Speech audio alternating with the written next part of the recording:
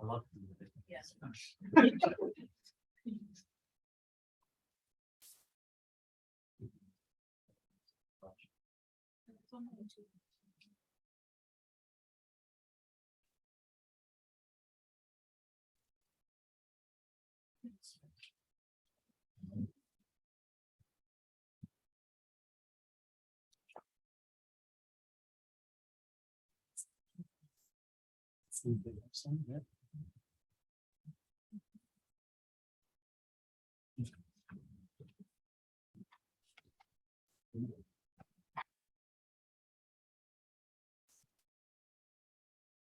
Good evening, everyone. For the purposes of any of the public listening in, I'm Deputy Mayor Draft, and I am deciding the meeting because our mayor is crossing live to Channel 10 to do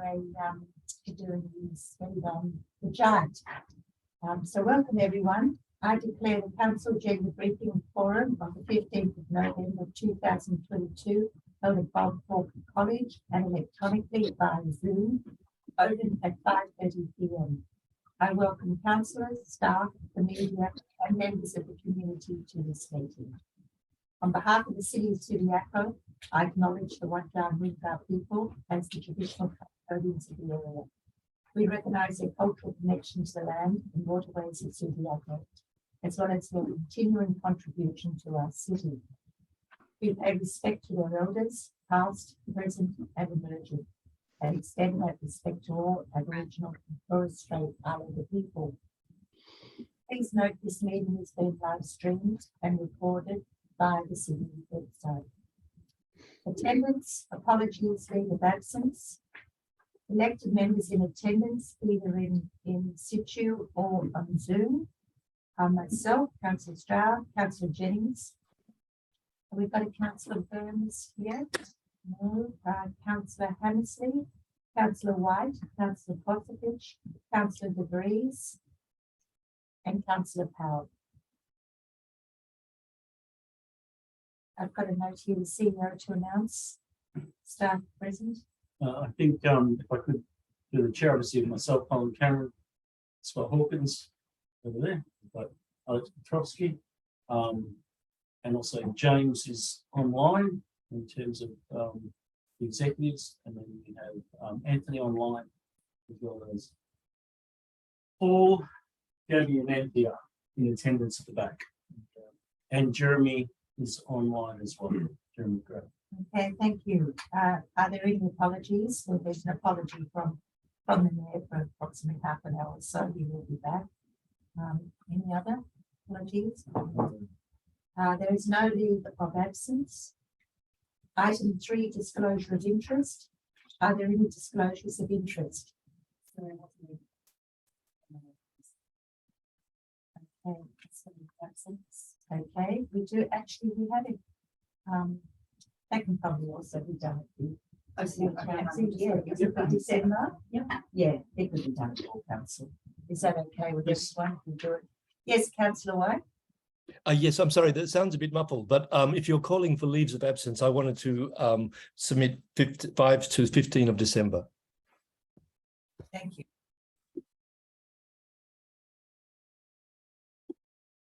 Okay, disclosures of interest. Are there any disclosures of interest? I have a disclosure of interest.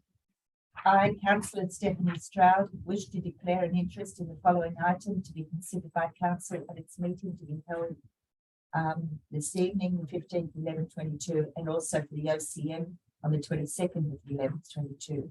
It concerns agenda item C1, the Subiaco Hotel RAR. The type of interest I wish to declare is impartiality pursuant to clause 22(2) of the Code of Conduct for council members, committee members, and candidates. The nature of my interest is the owners know my son socially, my son Ray Matthew Stroud, signed by myself on today's date. Moving on to agenda item 4, approved deputations. There are none. Announcements by the presiding member. There is none. Moving on to the committee and officer reports for discussion. We'll move on to the business plan on page 2, P1. Do I have any questions for this item?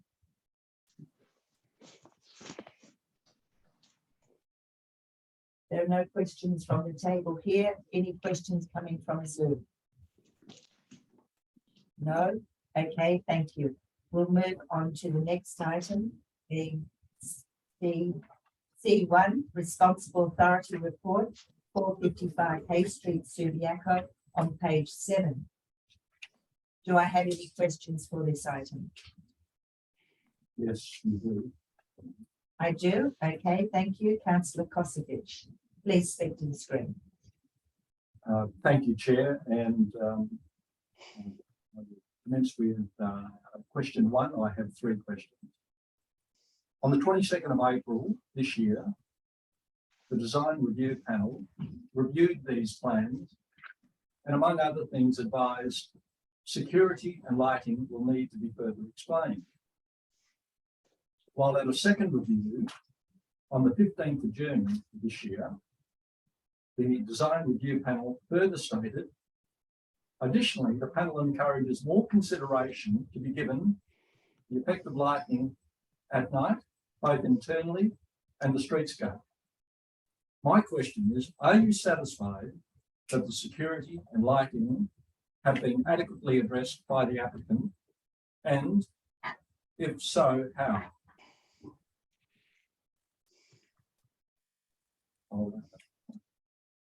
Thank you.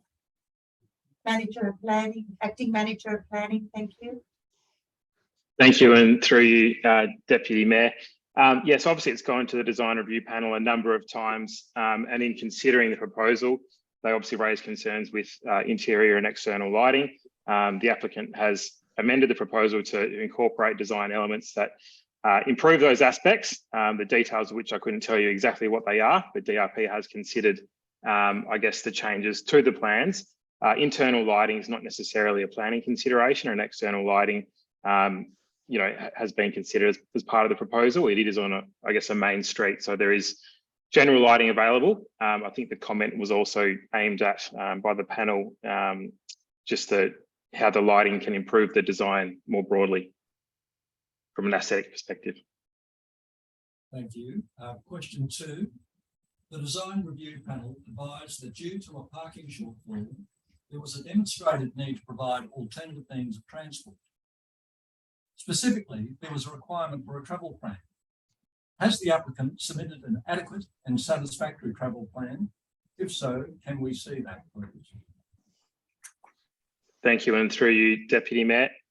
So the applicant, one of the conditions is recommended. Condition 21 is that a travel plan is submitted. So that will be addressed through the condition of approval if it's imposed by the DAP. Thank you. And my final question on this item, question 3.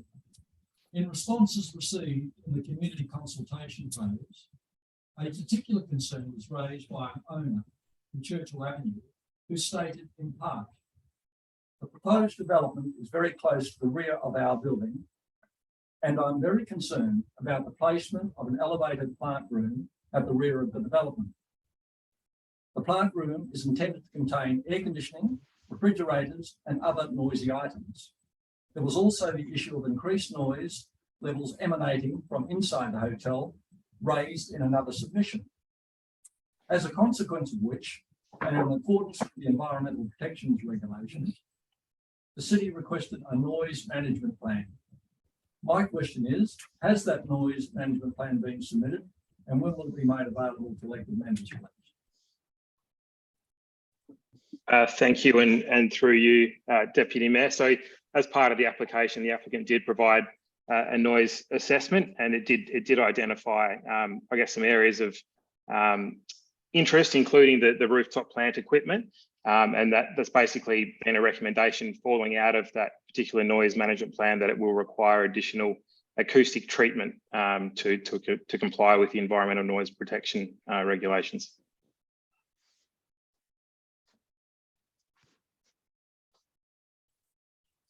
Okay.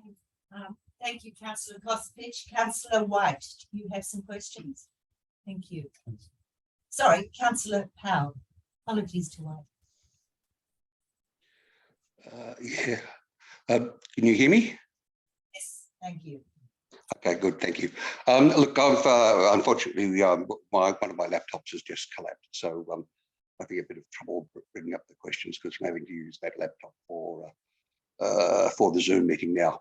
Look, just very briefly, this afternoon, the applicant, around about 3 o'clock this afternoon, has put in through the councillor email a challenge to some of the conditions that the staff have recommended as part of the RAR. Has staff had any time to assess that or to take a look at that submission from the applicants and assess what they're challenging? Thank you, Councillor Powell. Our acting director Petrosky will answer your question. Thank you, Councillor Powell. Yes, we received that only a few minutes before this meeting, so we will review the submission that has been forwarded on to us and provide more information for elected members prior to the OCM next week. Okay, thank you. Look, I have another number of other questions, which I'm going to have to try and recall off the top of my head now. Normally, with a development like this, there's a traffic study, but I couldn't find one with this. What has a traffic study been done, and if not, why not? Thank you, Manager of Planning. Thank you, and through you, Deputy Mayor. So the city is requesting a traffic impact statement be provided as part of a condition of approval. So obviously, there's currently about 17 car bays on site in the existing car park, and that's proposed to be reduced to none. So the traffic impact statement will look at the impact on the surrounding road network as a result of that, but it wasn't requested or required as part of the development application consideration, but our engineers have requested it be imposed as a condition of approval for a traffic impact statement be provided. And in regard to that loss of 17 parking bays, in the past, it has been sort of obligatory that parking must be provided as part of developments. Why is the recommendation to support it and forego any on-site parking for this development? Thank you, and through you, Deputy Mayor. It's a good question, and our response is articulated in the Responsible Authority report. But essentially, I guess land uses of this nature, I guess you could argue that one shouldn't be encouraging people to necessarily drive to licensed venues. Also, the existing car park has been there for some time, and I guess it is. If you look at the high street pattern of Hay and Rockaby, where you have shop fronts presenting to the street, a car park separating the Subiaco Hotel and the southern side of the other of Hay Street and the other shops, it is a bit of a gap from an urban design perspective. So we've also mentioned in our Responsible Authority report that if you were to require any car parking bays on site, and if they were to be accessed from Hay Street, it would actually, it probably wouldn't be supported by Department of Planning, who provides control and access for that particular road. They would probably require vehicles enter and exit the street in a forward moving gear. So as soon as you do that, even if you had one car parking bay on site, you would require manoeuvring space behind that, which is essentially another car length and potentially slightly more. And that would have a large impact on the I guess the viability of the proposed land use to achieve just one bay. So to consider multiple bays would have an even more greater impact. But I guess that the proposal does result in an improved streetscape outcome than what currently exists there today. Okay, and thank you. And through you, Deputy Mayor, that leads me on to the question that the car park at the moment presumably is used for bringing in provisions for the hotel supplies. If there's not going to be any car park there now, how is the loading going to be done? Are we going to have to provide loading bays, or how practical is that within that as the main traffic lights are really quite close, the Rockaby Road, Hay Street traffic lights? So how are those provisions going to be handled without a car park? Yep, thank you, and through you, Deputy Mayor. So This proposal, if it was to be approved, would result in, I think it's about two current crossovers to the existing car park being removed, which would free up space within the verge and the road reserve for either additional car parking or potentially a loading area. We found that other similar land uses in the town centre, in terms of deliveries, they can occur outside of peak periods. And I guess in that respect, on-site delivery isn't necessarily an issue because it can be provided for within the verge. Okay, and this is still in relation to the car park, but a different sort of aspect of it is with waste collection. Where, at the moment, where is the waste from the hotel picked up? Is it picked up from Hay Street? Or is it picked up from the car park? Thank you, and through you, Deputy Mayor. I think my understanding is it's currently collected from the verge on Hay Street, but the proposal is there's a waste management plan that's been provided as part of this application. So the bins are stored at the rear near the laneway, and then the bins are taken through the site, through the proposed bar area, and stored on Hay Street for collection. And that has been supported by the city's waste management team. This brings me to the point that I think it's 330 Churchill, which is on the opposite side of the laneway. That's a mixed-use development with offices and apartments.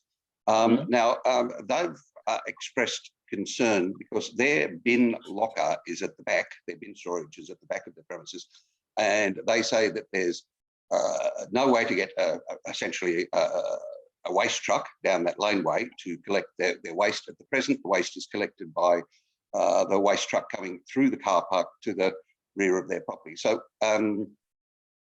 what's going to happen for them with waste collection? Because it would appear now that the laneway or the using the car park is not viable for them. Thank you, and through you. Thank you, and through you, Deputy Mayor. Yeah, obviously we became aware of that particular issue when the submissions were coming through. And I guess for some context, obviously the car park where this proposal is cited, it's private property. So if people are taking bins over someone else's property, I wouldn't say that's necessarily appropriate. I mean, that would be, it wouldn't be appropriate for collection in that respect. I'm not sure of the current arrangements or what other alternate arrangements may be available to them. I'm not sure if James or the acting manager operations could provide some comment on that. But I don't think, my understanding is that the landowners of Subiaco Hotel were actually aware of that practice occurring, and they obviously are now after having copies of the submissions being made available to them. So just reading the submissions from those people, it said that there was no way that they could see of actually taking the bins through their property to Churchill Street for collection. So perhaps the technical service department might provide some information on that, if possible, through you, Deputy Mayor.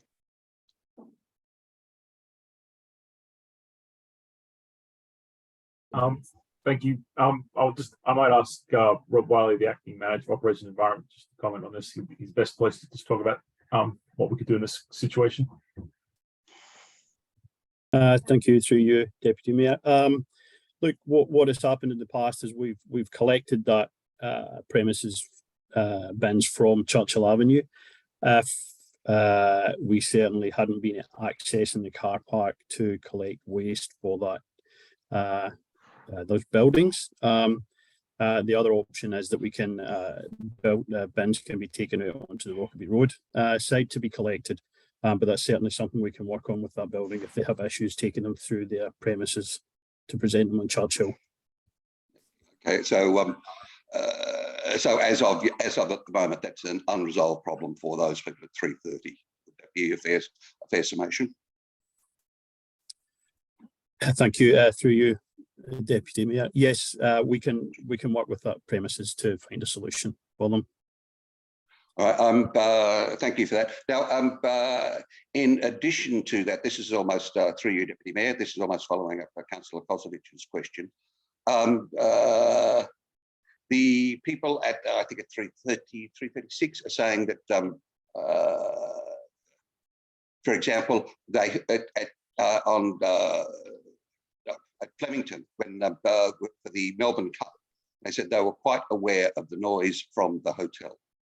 Now that noise will possibly move out to the beer garden and very close to their premises.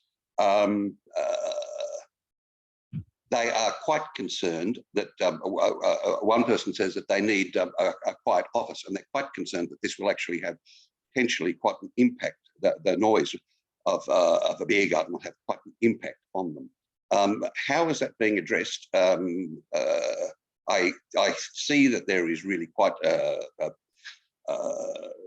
detailed acoustics report, but even that acknowledges that there's going to be problems for the people, whose balconies are essentially next to where the beer garden is proposed to be placed. Thank you. The acting director, Trustee, will answer that question. Thank you, Councillor Powell, and through you, presiding member. So this is a common issue when you look at entertainment venues in and around town centres. Now, a question to be asked is whether or not a town centre is the appropriate place for an entertainment venue, and what the reasonable expectations of people living in around that area is. We do have legislation and conditions through the planning approval and planning and development act that can regulate appropriate noise emissions in that area. So the environmental noise protection legislation actually sets maximum limits, and through conditions of approval, with the planning approval, you can monitor those limits to ensure that the development is created and used in a way that's appropriate within that legislation. So there is always a question of what's a reasonable amount of noise, and the reason why you have a noise management plan, attenuation measures, and the legislation backing compliance officers if required into the future is so that a reasonable amount of noise can be considered. You do have to consider the land use in its context on whether or not it's appropriate to have this venue in its current location. So that's why the officers have recommended approval, because it is a historic nighttime entertainment precinct and venue, and it's consistent with it being essentially in the centre of the city of Subiaco's Hay Street and Rockery Road area. Thank you, and through you, Deputy Mayor. I note that also in the acoustics report that it has made recommendations, further recommendations about the height of shielding, etc., and the enclosing of plant and machinery. I think in particular the air conditioners, the evaporative and the refrigeration air conditioners for plant noise. But has that actually been included in the plans that have been submitted, or is that going to be a condition, later of building approval? I can answer this one. Thank you, and through you, Deputy Mayor. So condition 14, as recommended, requires prior to issue a building permit that a noise management plan is to be submitted. That also talks about soundproofing measures, etc. As you've referenced in the noise or the acoustic report that's been submitted so far, it does have a number of recommendations, and those things would likely be dealt with prior to issue a building permit as part of the detailed design, because obviously plans can evolve, and once detailed design is undertaken, and regardless, they would still need to comply with the environmental noise regulations. And if that's one of the recommendations from their consultant, that would have to be implemented. Okay, all right, thank you. And through you, Deputy Mayor, on to very brief question on landscaping. As this is, at ground level, normally there would be a request that there be deep soil plantings. But in this case, it looks as if acceptance has been given to planter boxes. Why, if the deep soil is available, why is planter boxes being recommended? Thank you, and through you, Deputy Mayor. So the deep soil requirement is from the Residential Design Codes, Volume 2. This is a commercial development, so it's not assessed, I guess, in the same manner. But the landscaping has been considered by the city's design review panel, which includes a landscape architect, and they have supported the proposed landscaping. Will there be any sort of water retention on site, harvesting, reuse technologies to irrigate the vegetation on site? Has that been factored in as well? Thank you, and through you, Deputy Mayor. Again, that's another requirement from the Residential Design Codes Volume 2, so it's not subject to assessment against this particular proposal. Okay, all right, thank you. I'd like to address now, if I can, very briefly, the heritage aspect. This is, a significant heritage building. I note that the heritage, our own staff have said that this is a good outcome, but it does also mean, does it not, that part of a heritage building, I think on the eastern side, is going to be demolished? And is that a good outcome? Thank you, and through you, Deputy Mayor. Yeah, so obviously it's been reviewed. This proposal was being considered by the city's own heritage officer and also the Heritage Council of Western Australia through the State Heritage Office. Both have looked at the proposed demolition and have supported the proposed demolition. It is only partial demolition of, I guess, 2 openings of the existing hotel, and the balance of the demolition works are associated with the car park, but it's been supported. Okay, and on to another part that I think the applicants are contesting. That's the end of trip facilities and the bicycles for staff, provision of bicycles for staff. I accept that you'll be providing a greater explanation later after you've had time to assess their submission. But they, in part, I understand that they're asking, why do they need to provide the lockers, end of trip lockers, on that building rather than in the existing building? Why it needs to be on site. And the same thing really goes for, I think, the showers and the end of trip facilities. Why can't it be in the existing building? Is there a reason why it has to be on site with the new building? Thank you, and through you, presiding member. It's a good question. It's obviously on the development plans that we had to consider.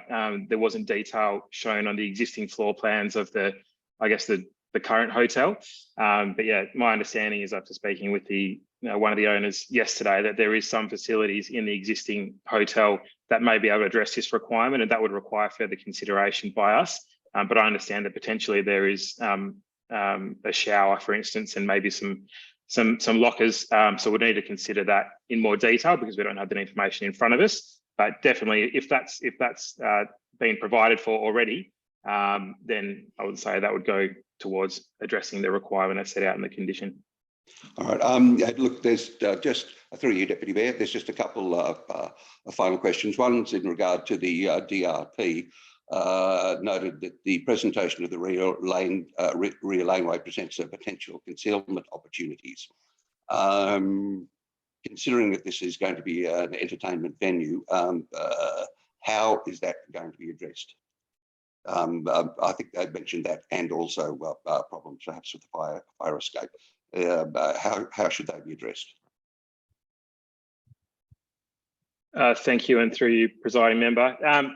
Those things can be a range of solutions. It could be security cameras, and typically licensed premises have such facilities. Across the other side of the laneway on the southern side, there's obviously apartments as well.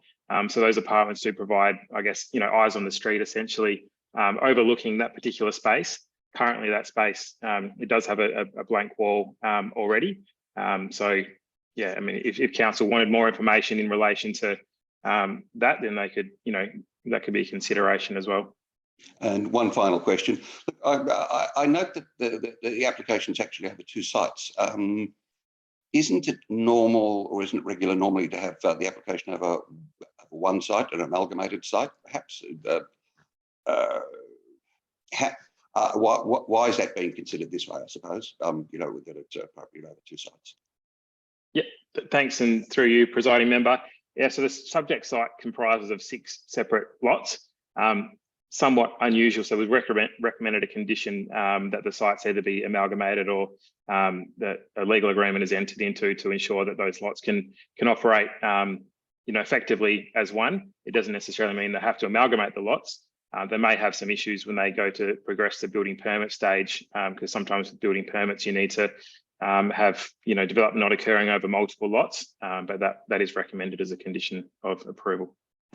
All right, thank you very much. That's all from me at the moment. Thank you, Councillor Powell. Councillor Burns, do you have some questions? Yes, and I apologise for being late. Thank you, Deputy Mayor. Just by way of clarity through you, I'd like to, and some of these matters came to mind in listening to the questions by Councillor Powell. Could staff illuminate us on the planning concepts of loss of amenity the closer you become to commercial premises? Yeah, I can help with that one. Thank you, Councillor Burns, and through the presiding member. It's not essentially, it's not a loss of amenity in a sense. It's an understanding of what would be reasonable if someone is living in a town centre as opposed to someone who's living in a low density residential zone. So it's the understanding of noise, and as the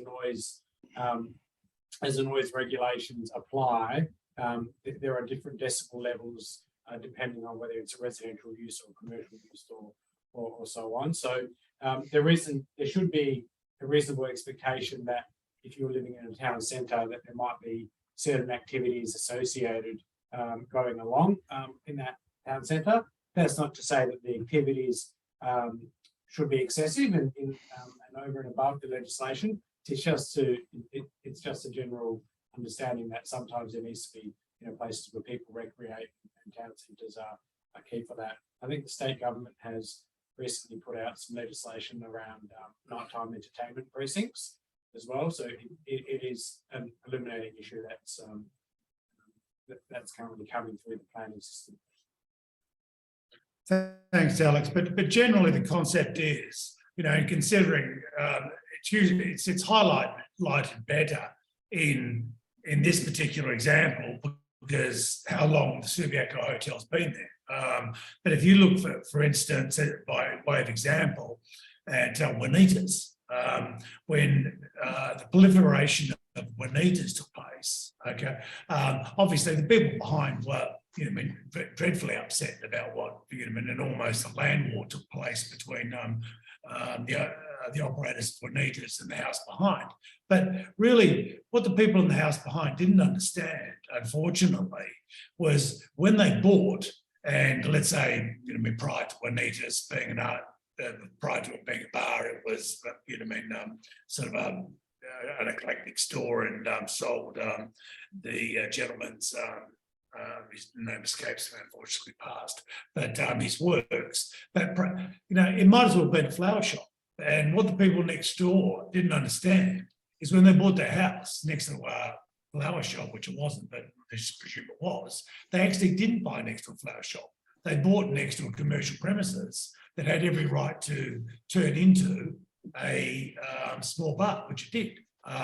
And that's where people have trouble understanding. Steve's in Netherlands went through the same thing. Eventually, it was resolved just for commercial reasons. But in essence, what we're seeing here is when we hear things about neighbours worrying about noise and stuff like that, they have to take into consideration, right?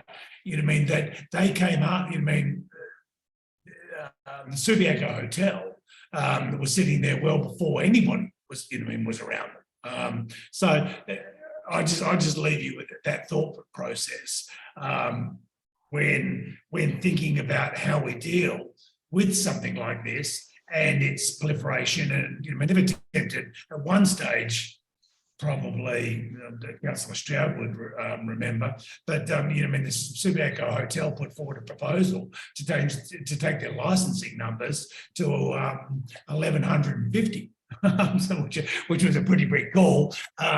It didn't fly, but they asked for it. So I personally find myself in favour of what they're doing here. I think it's actually of a yep. Councillor Burns, sorry, but you're lapsing into debate and we should be just asking questions. I really appreciate I'm actually asking the questions by way of, it might be a way of statement, but it's way of, I'm asking the staff, am I wrong? So it is a question, really. Thank you. But I take your point. I take your point. I do take your point. Your point's well made, Deputy Mayor. So I'll leave it at just saying that in essence like this, and so with historical buildings, things come to bear that have to, have to be tolerated. But water always finds its own level. I'll explain that by way of debate when we get to it next week. Thanks very much for drawing that to my attention. Thank you, Councillor Burns. And the WA artist you were trying to think of was Murray Gill. Thank you. And I'd say God rest his soul, but he was a troublemaker. Yes, yes, he was certainly a character of WA and Subiaco. Yeah, a better word than troublemaker. Yes, I agree. Thank you. Thank you, Councillor Hammersley. Thank you. Yeah, I just wanted to pick up on the point that was made, I think, in response to one of Councillor Powell's questions. And it was said that there was to be a traffic report provided and that there would be a condition requiring that. I'm just wondering what's the point of a traffic report for the city after the event? Why would we be putting the applicant to the cost of doing that if they've already had the building approved and are able to build it? It just doesn't strike me as having any obvious use, but maybe someone can tell me it does. Thank you. Yeah. Acting Director Petrosky, thank you. Thank you. And I will refer to the Manager of Planning and Acting Director of Technical Services to assist where required. What we've asked for here is a traffic impact statement. So really it is a low level of report. It may not be absolutely necessary. So essentially you would have a traffic assessment undertaken if you're introducing vehicles to an area to understand how those vehicles will flow and go in and out of the area. However, this is a very low level report, which wouldn't be too onerous. However, it is up to council. And after we take this question away and provide further advice to consider whether or not it's appropriate to impose that. And I don't know if there's anything else you'd like to add, either James or Anthony, on in that response.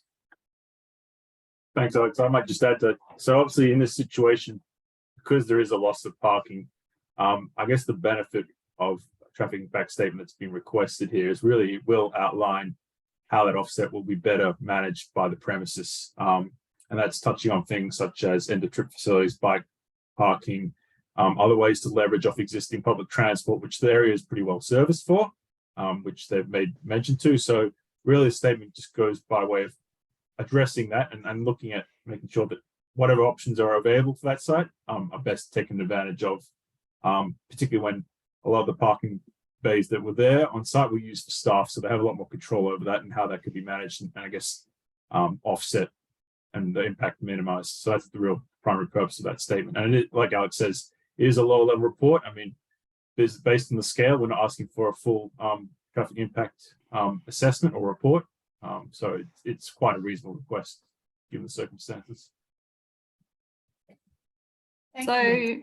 I understand then from that it's as much about getting them to think about what they're doing to manage their patrons' parking needs. But is there a use for the city? Like, is there something good use that we would put it to? Would you use it in a parking review or something that makes it valuable to us? Thank you for you, presiding member. So yes, there would be some use to the city. So it would both assist us with dealing with other transport agencies. So for instance, if they were asking for changes to existing bus stops, for instance, that's something that would help us initiate this discussion with the Public Transport Authority, for instance, and also just getting a better understanding of both staff and patron parking habits. That would also assist us with the development of our own parking plans. And we've got our own central parking precinct plan, which is due for development early in the new year. So again, this would help by way of that as well. I can probably add to that one, and thank you, James, is that there's essentially two conditions that work together. One is a traffic impact statement, and that's recommended condition 22. And there's also recommended condition 21 about a travel plan on implementing that statement. And that's been consistent with how we've implemented such travel requirements for Bob Hawke College that had a travel plan because that had a significant amount of bays reduced, and that on all accounts has worked well and consistently similar to Golden West, which is another brewery just down the road, which has had the majority of its parking removed. It's got a nice outdoor alfresco and dining area, and it works well in between deliveries coming in on the weekends, on weekdays when there isn't people there, and on the weekends it's used for outdoor seating. So those conditions will actually assist in helping the applicant think about that and helping the city ensure that it's undertaken. Thank you. Can I ask a question to Councillor Stroud? I assume this is a transit orientated development site and DA. So it'd be taken in where there's assumption that public transport is used and referred to cars and providing parking and so on. Yeah, thank you, Presiding Member. Absolutely. So it's within smack bang in the middle of town centre, on Hay Street, and just a short walk from both the railway line, which is having an increased frequency, and bus service as well. Yeah. So it's absolutely a total transport oriented site. Okay, thank you. I do have a question from the floor here. Thank you, from Councillor Kosovic. Thank you, Deputy Mayor, and to you. With this development, is my understanding correct that Kenworthy Lane has become redundant and is set to become the exclusive use by the Subiaco Hotel? Thank you. Thank you, Acting Manager for Planning.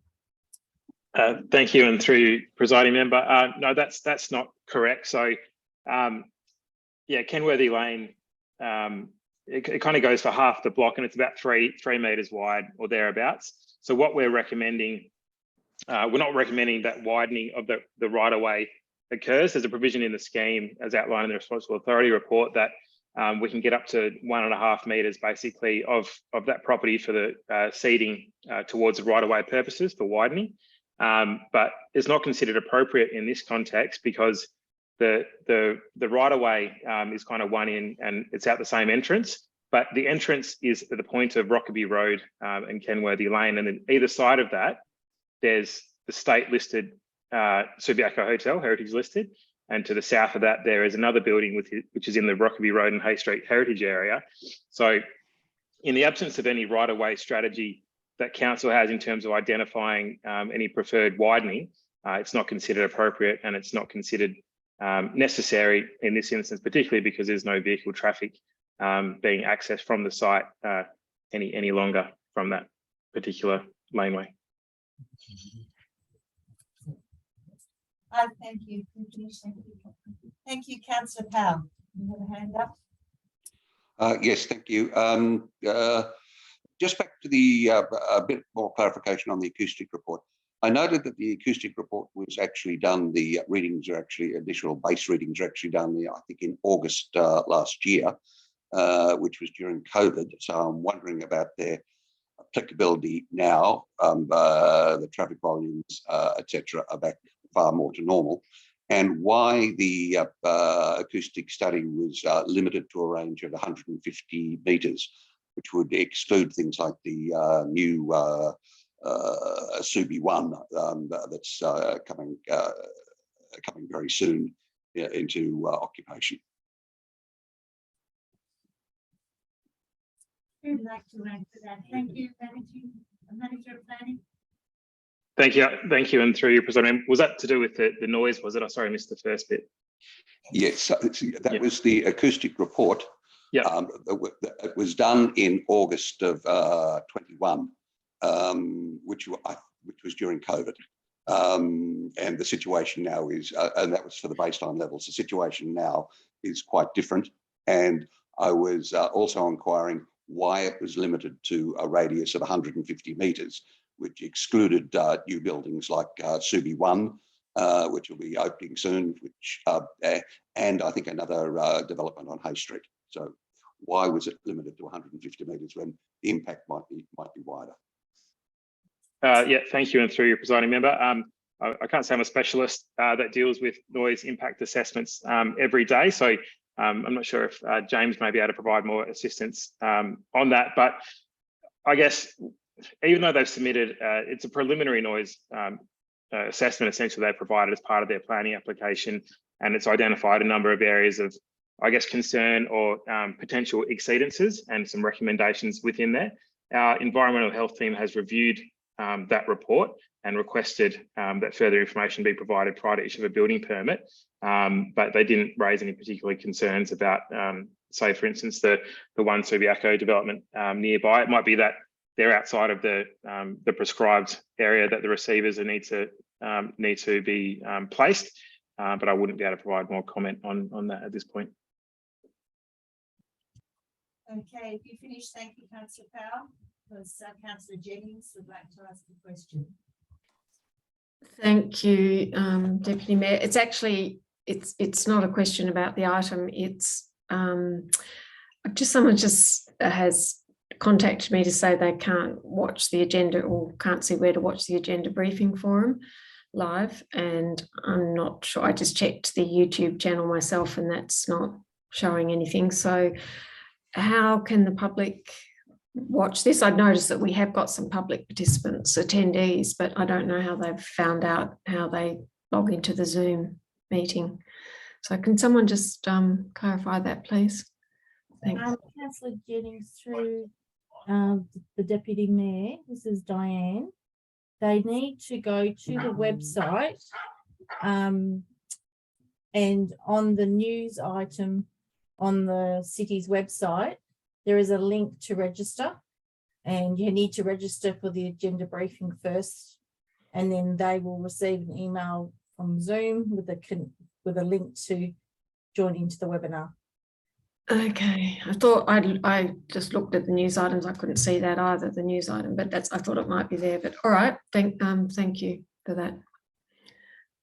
Thank you, Councillor Jennings. Do we have any more questions on C1? On the floor here, no. Anyone from Zoom? Okay, thank you, councillors. We'll move on to the next item, which is C2, the Heritage Grant applications on page 10. Do we have any questions on this item?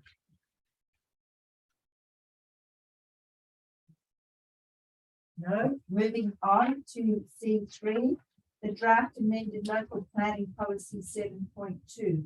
Refunding and waiving planning fees review. This is the preparation for public advertising and it's on page 17.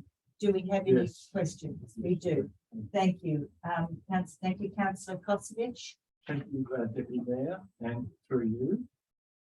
In reference to draft amended local planning policy 7.2, refunding and waiving planning fees, where the proponent has proactively consulted on their plans with the adjoining properties prior to lodgement, and the proposal that they will be eligible for a reduction in their planning fees. My question is, I've got three of them. What checks and balances are being proposed by the city to respond to the inevitable complaints by neighbours that they were not properly or adequately consulted in the pre-consultation phase of the DA process by the applicant? Thank you, and through you, presiding member. It's a good question. I mean, the intent of the policy is to provide an incentive for neighbours to speak to one another prior to lodging a development application, because in some instances that doesn't always occur. And if an application, a standard application, requires advertising to neighbours, then the first they sometimes hear about it is from the city. And a common concern that we get from submitters or neighbours is that, you know, that they're somewhat disappointed that their neighbours haven't consulted with them first. So I guess that's the incentive that we're providing. In terms of the checks and balances, if someone wanted to pursue that option, they would get in touch with the city first, and then we would tell them what properties need to be consulted in accordance with our public consultation local planning policy. And once that is done, they've still got to provide evidence. It's in, I think it's listed in Form A and Form B as referenced in the policy. So there needs to be evidence provided and signed by those particular owners that that engagement has occurred. It doesn't replace what the city does as a planning authority in terms of actually undertaking the public consultation. It's a complementary, I guess, tool to encourage neighbours to speak to one another, and incentivises that by providing a financial benefit to the applicant if they can demonstrate that they've done that. Thank you. Moving right along, I think you partially answered this question. The next question, question number 2. Any consultation phase with neighbours prior to lodging the plans would, in my view, need to be evidence-based. With that in mind, what documentation would be required by the city to be provided to the affected adjoining property owners as proof of consultation having occurred? Yeah, thank you, and through your presiding member. So in attachment 1 of the draft local planning policy, there's a Form A, which is the pre-lodgement public consultation with adjoining neighbours form. And there's also a Form B. That is what we would consider to be evidence. And also, I guess, for the checks and to respond additionally to my previous response, for the checks and balances, we will be verifying that those engagements have occurred. Because we don't want false details to be provided, for instance. So we'll be checking that that does occur. But like I said, it doesn't take away from the need or the city's obligations to undertake public consultation in accordance with the planning framework. Thank you. And my final question, is there a risk that this change to local planning policy 7.2 could be construed by the community as the city seeking to reverse the onus of proof to consult with adjoining property owners from the city's responsibility to the applicant's responsibility? I can probably answer that question pretty clearly. This policy doesn't remove the statutory requirements of consultation that the city will undertake. The purpose of this policy is to encourage applicants and landowners to do pre-consultation if they wish. And if they wish to do that, we'll provide them a small discount on their fees. In all that time, the city will continue to undertake the consultation requirements under the required legislation. And then there's no onus or requirement for anyone who's been contacted to actually provide a submission, and they will do it through the normal process with the city to ensure that the issues are considered. Thank you. My question was about community perceptions. I understand what you're saying, and that's a perception that maybe need to address as you go through this. Thank you. Thank you, Councillor Kosovich. Do we have any more questions on this item? Thank you, Councillor White. Yes, hi. Thank you. You've indicated that if the city were to do this, it would be an industry leader. I'm kind of interested in where the demand for this change has come. Yeah, thank you, and through your presiding member. I guess it probably comes down to just our observations generally and throughout our career and also here at Subiaco is obviously planning can be quite contentious at times, even over small proposals for, residential additions and the like. Often we find there's a breakdown of communication between neighbours over planning applications because relationships haven't been formed or developed over time. And these, I guess, planning items can put a wedge between neighbours purely because it is quite an emotive process. So we considered that, look, pre-consultation is encouraged by the state planning framework. It's not obligated. It's also encouraged by our public consultation policy that this occurs, but it doesn't always occur. It occurs in some instances. So we thought it would be a good idea to explore what we could do to encourage neighbours to speak to one another through the planning system and through the instruments that we have, and provide an incentive for that to occur. So the report that we have in there, we don't expect it to be a large take up in the first instance. It's probably going to be about 10% of all applications throughout the year. So it's not high numbers, and obviously we've done different modelling scenarios for what the financial impact would be on the city. But we consider the benefits of neighbours speaking to one another far outweighs the costs of not doing it. Hope that answers your question. Thank you. If I just make one more, and I'm sorry if it's here, but I'll ask it anyway. Are there thresholds for this? So if it's a large developer coming in, would they be treated the same way as a small residential? Yep, thank you, and through you, President Member, it's a good question. This policy is aimed at I guess smaller applications and not a more significant application, which would be deemed a complex application, which has separate advertising requirements, and that includes a 200-metre radius, for instance. This is targeted more at the predominant, I guess, amount of applications which we get, which is for residential type conditions. So that's where we're targeting, because we feel that's the most value. The amount of fees is under the state planning framework. It varies depending on the cost of the development as well. So larger applications, that's where we get a lot of our application fees, is through larger applications. And it's probably harder for them to achieve, to demonstrate that they can speak to every single neighbour in a 200-metre radius than what it would be for like a mum and dad type developer who wants to do a patio or a small addition to their house, where they can just speak to their neighbours and there's less onerous requirements associated with that. Yeah.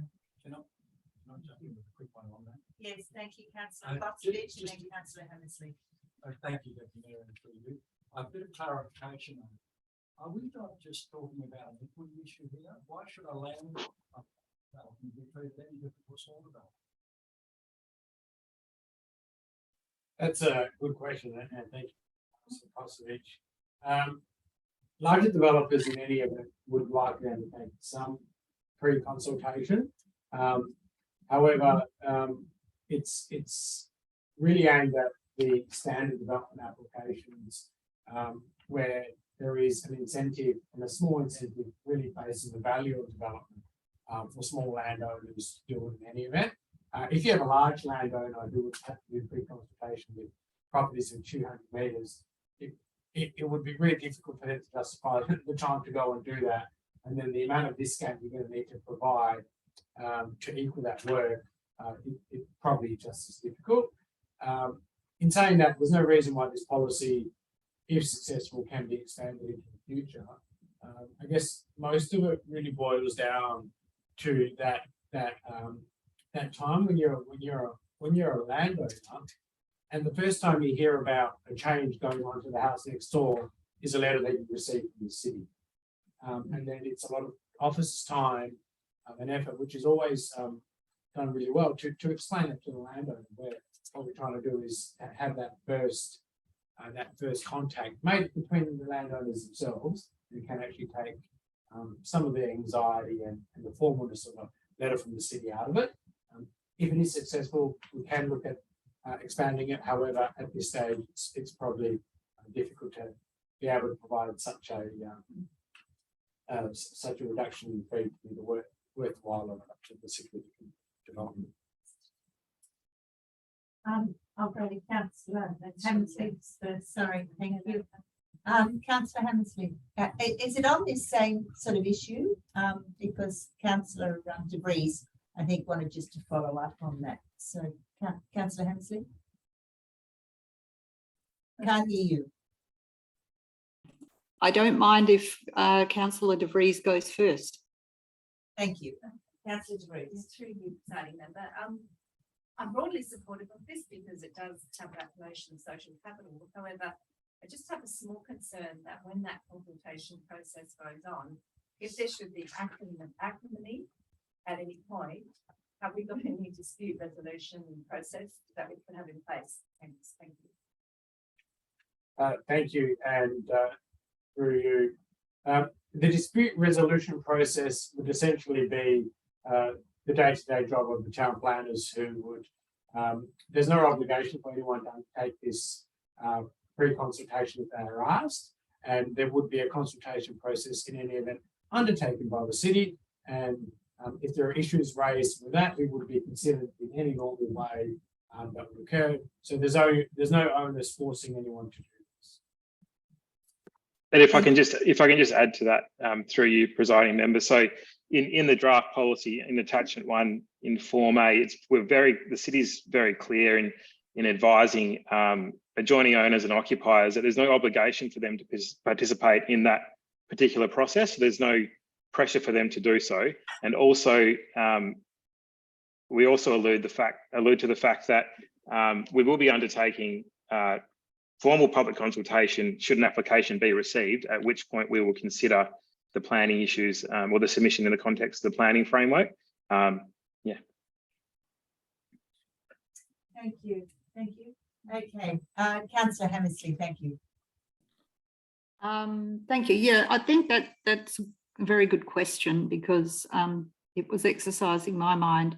So I think in summary, is it correct to say that unless the person can successfully talk to their neighbours and get them to agree to sign a form, they're not going to be eligible for the discount, and we're not going to get too involved in that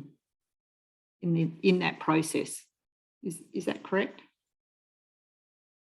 Yeah, through you, presiding member, that's correct. So, I mean, the financial incentive is not a massive financial incentive for the owner. It is an incentive, I guess, for them to consider taking this approach.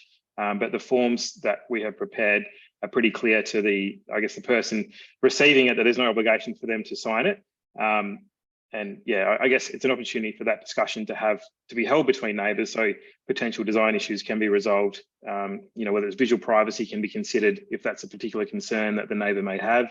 Prior to an application being received, and then once the application is advertised, that may provide a smoother process for all parties involved. Right. Yeah. So my understanding is that this happens quite a lot anyway. I certainly know when my neighbour built, they came and talked to us and showed us their plans and asked if there were any problems. And they told us what was not complying and did we have any difficulty. And then they asked us to sign on the plans, and we did. Is that something that you do see coming through where applicants have already talked to their neighbours and get them to sign their plans before or when they lodge them? Yeah, so through your presiding member, so that process is encouraged by the state planning framework, but it's not, I guess, mandatory. And it is something that we do see. It's probably not as much as we would like to see because, like I said in an earlier response, a common concern is that, if the first you hear of a development application next door is from the city, it is quite a dehumanised process.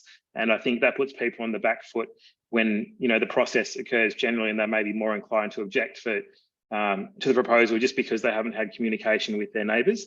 So it is just trying to facilitate those connections to occur in the first instance. Okay, and then last question is, I couldn't quite tell. Really, once you get, at what point does the neighbour sign their form? Because I'm just thinking there could be discussions over the fence, and then they say, oh, we've had a discussion, can you sign the form? Yes, okay. And then the next thing maybe the architect puts in a plan that really isn't anything like what the person thought that was being discussed. And so I'm just a little bit concerned. I like the idea, but I'm just a bit concerned about us getting involved in grey areas like that. Is that something that you've thought through? Thank you, and through you, presiding member, it's a good point, and that does occur from time to time. Even if if people do speak to one another, the plans may change, and no matter to what matter or degree, even if it's a minor change, that could be enough for the neighbour to say, oh, that's not what we discussed. I think it's more, the intent is for more the discussion to be held between the neighbours before the designs either progress to a substantial amount where it's about to be lodged, enabling those concerns to be considered and discussed and explained to one another about what are your key concerns with this particular proposal. But you're right, there's not necessarily any guarantee that those plans are going to be the same plans that are going to be submitted. Hopefully they are, but I guess in certain instances it probably won't always be the case. And the plans, like any planning application, they may change between time of lodgement of the application and then when it's determined, which is very standard for all planning applications. But we're hopeful that this policy will iron out some of those issues early on, so they can communicate with one another, and that may provide some efficiencies throughout the process. Okay, so we're incentivizing the conversation rather than an absolute agreement outcome. So I understand that now, so that's fine. My last point was just picking up on Councillor Kosovich's concern, which is about how the public will perceive what we're doing, which I think is a valid question. But I am right in reading the officer recommendation. This is just to go out for public comment at this stage, isn't it? We're not bringing this thing in. We're just sending it out, and we will then get a reaction from the public one way or the other, or not at all, maybe. Is that right? Yeah, thank you. And through your presiding member, that's 100% correct. So this report is for council to endorse, I guess, the next step, which is public consultation, which would be for 21 days. And if council resolves to proceed, that'll probably occur early to mid-January. Given the Christmas period, we'll do it after that. But yeah, obviously, we'll get feedback hopefully from that, and then there'll be a good gauge of what the community's perceptions are. And I guess that's probably the best way to do it. We think it's in a good form at the moment, but it can always be improved and upon receipt of public submissions. Thank you. That's all my questions. Thanks. Thank you. We have another question from Councillor Kosovich. Thank you for that. It's good to understand it's going out for consultation. I need to be reminded of that. My only other concern is, would it not be an ideal thing to consider this going as a trial period? Putting it out there for a trial period to see how it goes, because there could be things coming out of this that are unexpected, and a trial period could review it after 12 months or whatever period and see how it goes, and then adopt it as policy if it's a success. That's a good question, and thank you, Councillor Kosovich. Council always has the power to revoke, amend, or rescind the policy.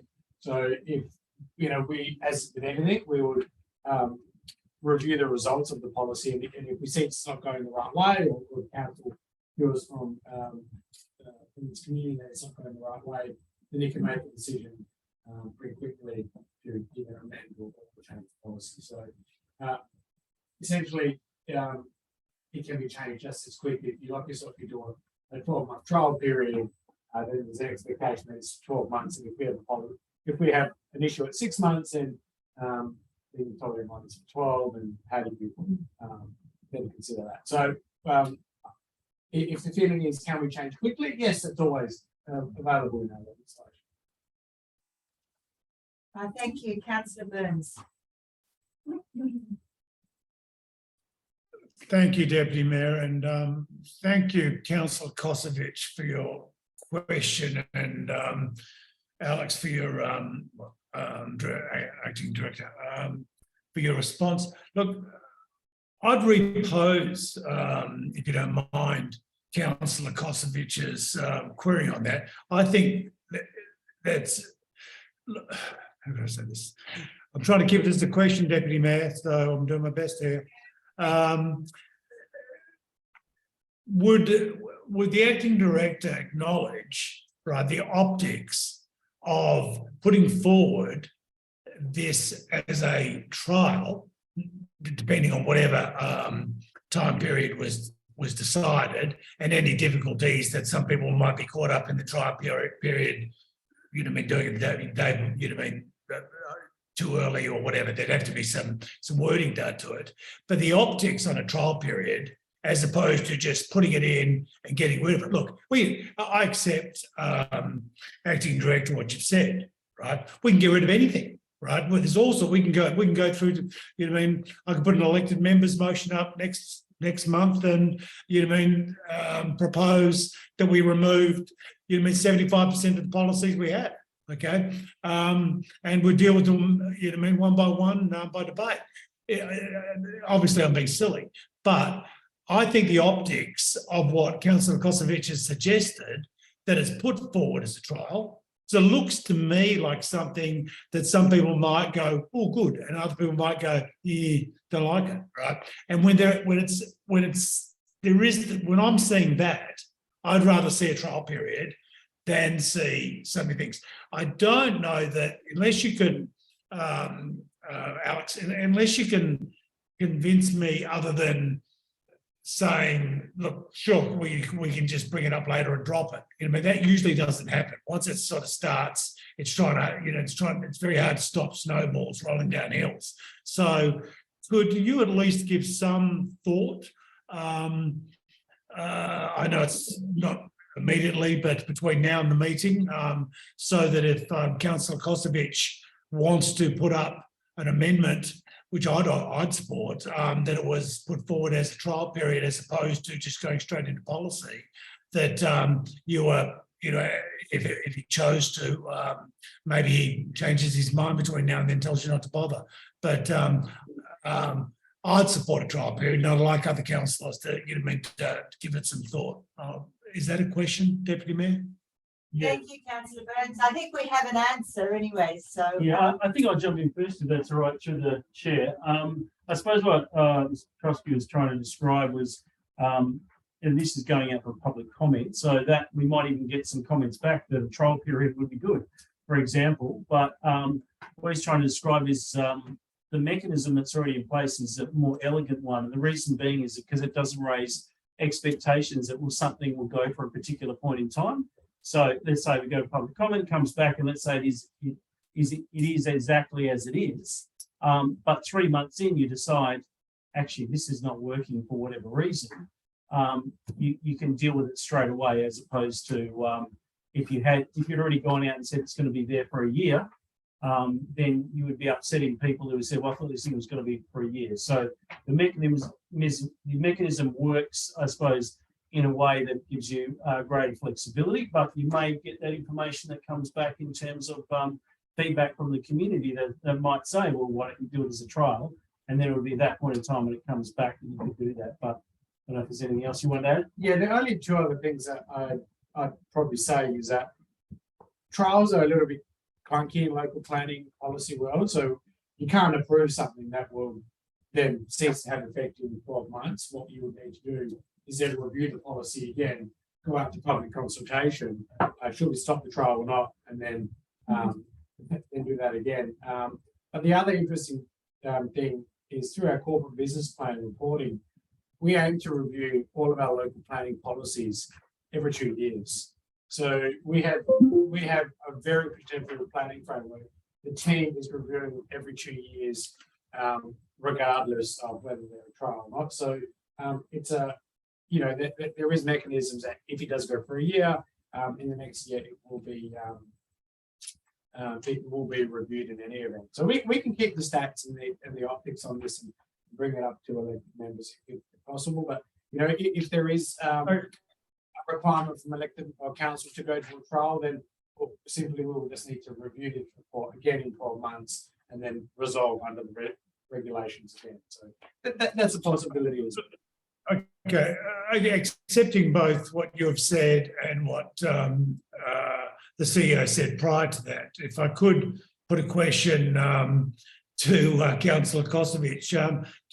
Gary, do you have a further opinion on this, or would you rather I just sort of let it go and you're sort of happy with the answers you're hearing? Through the chair. I'm sorry, Councillor Kosovich, that would be given an opinion. And we'd be getting back into debate instead of questions. So that's a conversation perhaps you can have during the week and decide whether you want to do an amendment or not. So thank you, Councillor Burns. Can we move on to the next? Okay. Deputy Mayor, I've got a question. Could we have the Mayor start running this meeting? You're running me into the ground here. I think I want a different umpire. Okay, all right, I'll let it go at that. Thanks. You're in luck, Councillor Burns, because the Mayor has arrived. We've got We almost forgot about That's what I'm saying. I'm calling for the other umpire's decision here. Okay. Thank you very much, Deputy Mayor. You're too kind to me. He has arrived. He has arrived, Councillor Burns. You're in luck. So I'll pass over to Mayor McMullen and but direct you to now C4 Artist Hub feasibility report, page 23. Thank you. Thanks, Councillor Stroud, for getting us started. It's a role you've filled many times before for some period prior to October last year, if memory serves. Thank you. Yeah, C4, the Artists Hub. Let's take questions on that. Yes, through you, Mayor McMullen, just so we know who's here now. This is just a question in terms of the feasibility of the study. And I realize we've done a tremendous amount of work to get the site, the proposed site, to talk about how we could go about setting it up and the interest groups. So I have two concerns about feasibility. One is with whether Development WA will approve the site and how long a time frame we have or give them in order to get that approval for that site being for the Artist Hub. The second would be, that second part of that first question would be, if that site doesn't become available, how feasible are the alternatives that are offered in the report, which would be Tom Dada House and Shenton Park Community Centre as alternatives, or whether short-term or long-term alternatives. So that's the first part of my feasibility question. The second part of my feasibility question, shall I come to after you answer that? Mr. Cousins, do you want to answer the first question? Sure. Yeah. Thank you for the question, and through the chair. I understood the first part to be around the viability in relation to time with the Development WA site. We understand that Development WA do have an interest in pursuing this concept for the outpatients building. The time frame wouldn't be immediate, and that would need to be sort of established with Development WA and would somewhat depend on the model a bit. But we sort of believe that might sort of be in the order of 12 months approximately, or a little bit longer. The second part of that, I think, was subject to that being an unsuitable timeline. What is the suitability of the second options within the feasibility study? And we would, my comment to that would be that I think things are changing a little bit before our eyes in light of the recent development with the civic building and some of the staff spreading out across some of our other community buildings. So we may need to reassess that. But my feeling is that those secondary sites are becoming less viable because of enhanced community use and perhaps enhanced city use of some of those sites. Having said that, if discussions with Development WA around the options that are presented in the report and the feasibility study were unsuitable, we could potentially look at some distributed models that use a number of those sites in different shapes and forms for different activities. So that sort of distributed model may have to be investigated. Hopefully that answers the question. Yeah, I might just pick up if that's all right. And I think that is a valid point in terms of council considerations in the future. But notwithstanding those decisions, particularly relating to admin council chambers and those sorts of things, there has been planning for some time around Tom Dada, and that's obviously because close to it is the men's shed and it is an aging infrastructure. But even at its fastest sort of time horizon, you know, you'd have to think if the Development WA option was not possible, then Tom Dada would be more on that sort of 3-year horizon or beyond, slightly beyond. So that's why the Development WA in the first instance, given they're looking to activate that side, a particular thing is probably a more immediate option. So can I continue my question? Yeah, so this has been really driven by an interest group that came to us and asked for this to happen. And in the report, it has, and in the agenda, it does give our officer's report establishes that there's no formal organisation to take ownership of this. So this is an ownership that could manage the hub, you know, develop programs, follow through on some of the suggestions in the report, That does not exist. So who is going to be responsible for creating that formal organisation? And what will the structure of that organisation look like when it is created? And who will be applying for grants for that organisation? So these are the kind of the viability of the project really rests on the organisation of those people, those interested people. So how quickly can that formal organisation come about? How much in the way of resources does the city need to put into supporting that formal organisation, short-term, long-term, ongoing? So it's really like, this is where we talk about the energy of the people who came with these great ideas. Now we need to see something that could go for the next 5 or 6, 10 years, not something that's just, you know, for this group of people that come now, but for now and into the future. So does that make sense?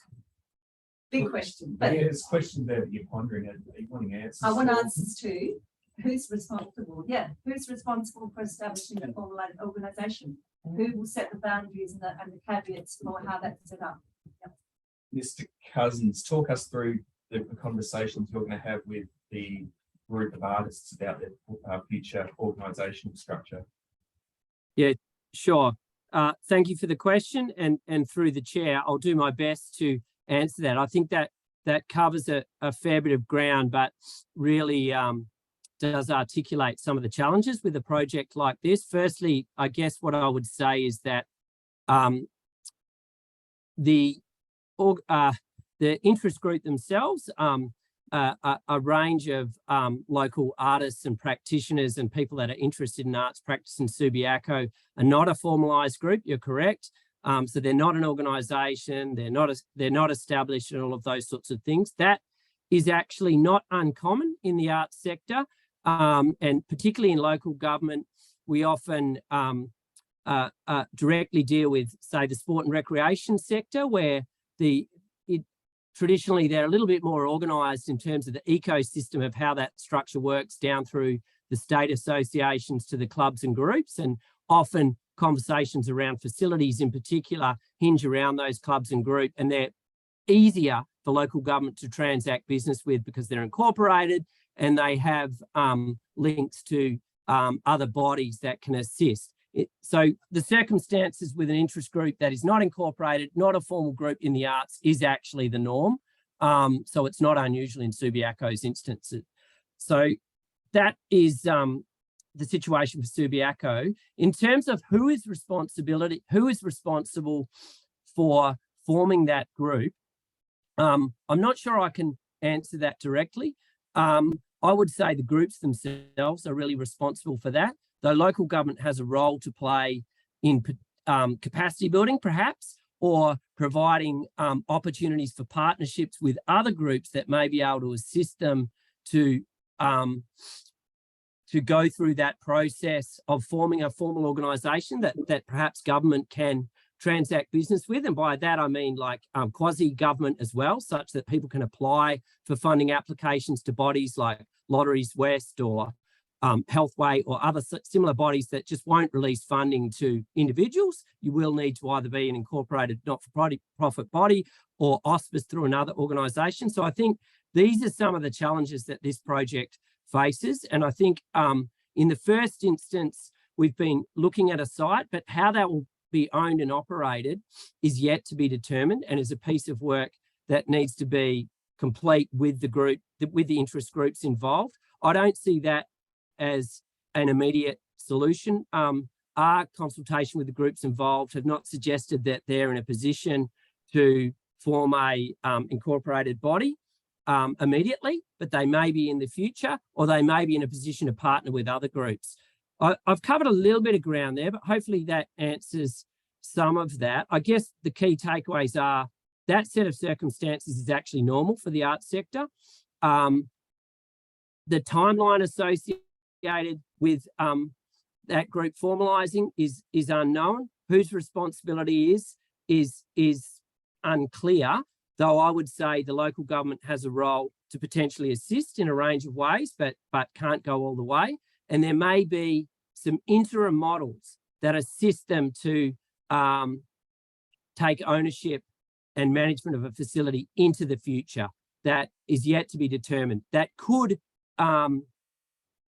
potentially look and feel similar to partnering with an established cultural organisation to own and operate the facility that they work within and that they can seek funding from, and or partnering with the city. Yeah, so I think if I can pick up on Adam, so he's probably described the two models that generally happen. And it's usually around the location comes first, pretty much. If the ones that I've been involved with, I can remember. So South Perth, it was donation of a property. And then what happens there is the community got together. The local government generally quite often, as Adam said, facilitate them to coordinate themselves. Or alternatively, at the City of Swan in the Middle and Arts Centre, that was the MRA gifted a building that the City of Swan looked after. And at that point in time, there wasn't an exact community group that were prepared to formally organise themselves. So, so provision of art and the like was where they brought in an existing provider, the Mundaring Arts Centre. So both those models tend to work. What you don't really know is which one's going to be the one that prevails, because what you're going to do is you're going to go through a process once you locate, and then depending upon the site, and obviously this is Development WA, they'll have very specific requirements in terms of who they're prepared to enter a lease into. So once again, that would be different as opposed to the South Perth model, where there are some wealthy person gifted a property to the community, and thereby, you know, they could organise themselves. So it always depends on, and it depends on the requirements of the particular site. Excellent, thank you. Before we go to the people at home, Mr. Cousins, I've just got a question to kind of pick up on this line of discussion. Like, suppose council carries the officer recommendation and we accept that the feasibility, or we accept what's in the feasibility report and ask the CEO to carry on discussions about the site. How are the discussions going to unfold about all the stuff we've just been talking about?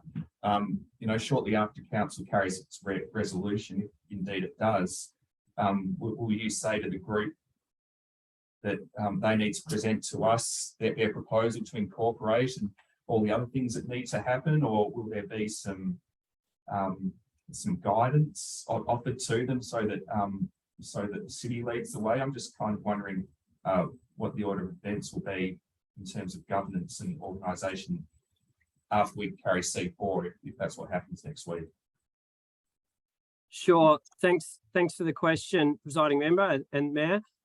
Picking up on the CEO's comments, I actually think in this instance, because there is a site identified, in the first instance, we would progress the discussion with Development WA in more detail around availability, fit out, associated costs, and a range of other issues with that site in the first instance, before we engaged further with the interested parties around the steps that they may need to take to formalise as an organisation to take up residence in the space, because we don't know if we've can offer them that at this stage and in what form or shape that would take.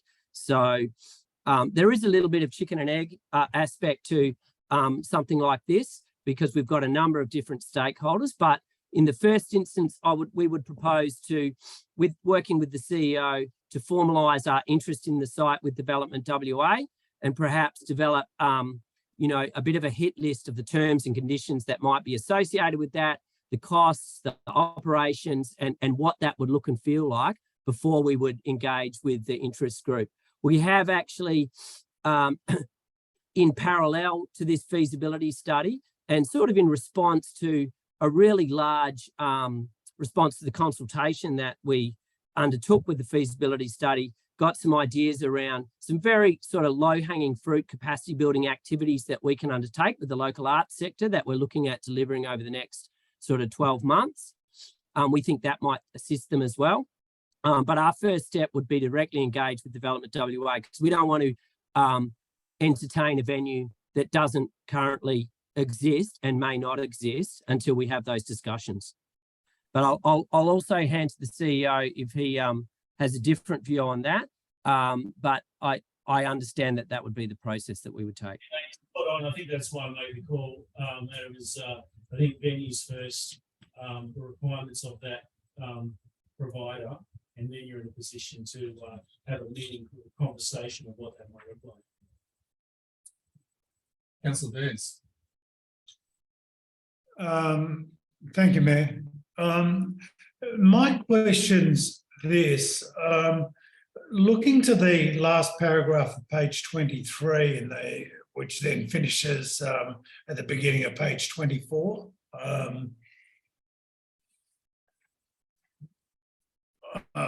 While you're doing that, is it possible?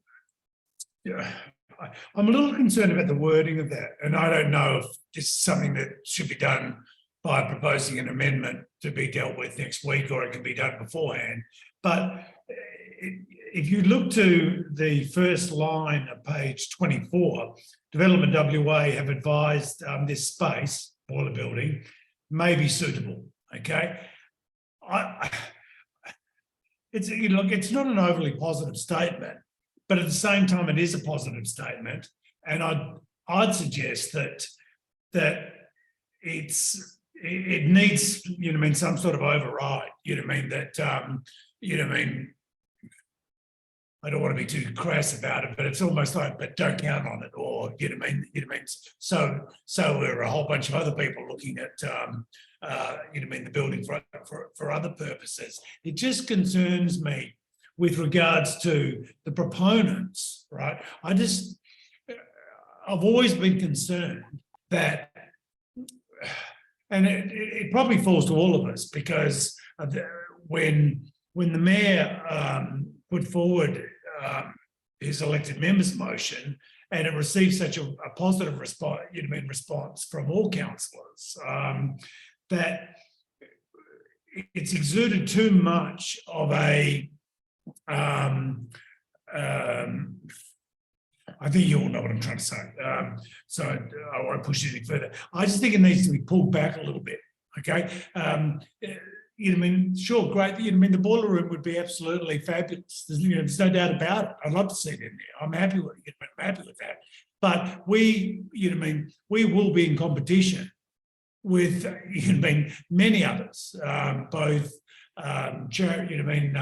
not-for-profit and for-profit organisations that would also like to get their hands on it. So I just like to see that paragraph toned down, right?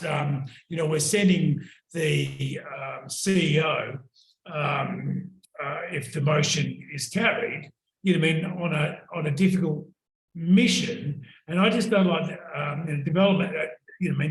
Advisors may be suitable. Well, it's almost just needs like, however. Probably starting to draft an amendment on the fly here, but can I help you out and perhaps pose a question for our staff? And that is, can you talk us through what you understand to be Dev West's position on the availability of the Heritage Outlet building, and also perhaps down the track the old boiler room? Have they given us indications which suggest a reasonable possibility that this idea will come to fruition, even if we're not making guarantees at this point, which I think is Councillor Burns' concern, that we can't get across at this stage. Yeah, thank you, and through you, Matt. Obviously, we have a good working relationship with Development WA, and in our discussions, it is our understanding that Dev WA would like to see the site activated, and in most situations, they would look to the local community through the local government to ensure that this can be activated and a positive outcome reached. So we do think that there are good prospects in this approach, and I guess there's always a caveat, because there's always a discussion to be had, the terms to be worked out. So that's why that wording is used, but we don't see that this is a pie in the sky situation. There